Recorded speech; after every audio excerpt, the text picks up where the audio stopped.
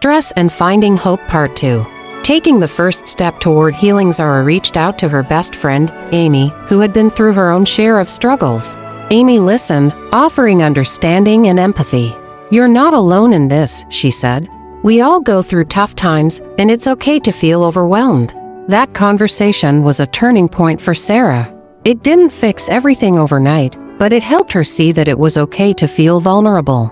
It was okay to admit that life was hard sometimes, and it was okay to ask for help.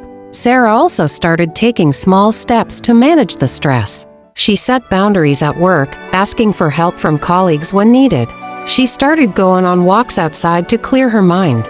Most importantly, she started practicing self-compassion, reminding herself that she didn't have to be perfect. Sarah also sought support through therapy, where she learned practical strategies to manage stress, such as mindfulness and cognitive behavioral techniques. She started to view her problems from a different angle, realizing that while they were difficult, they were not insurmountable.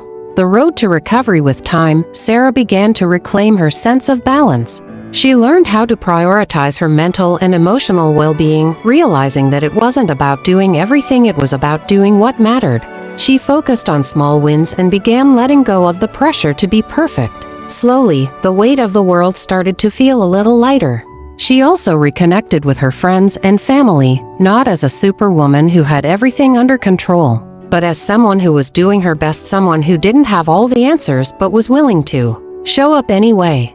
A new perspective on life's challenges. Sarah still faced challenges. Life is never perfect, after all. But she now had the tools and support she needed to face them.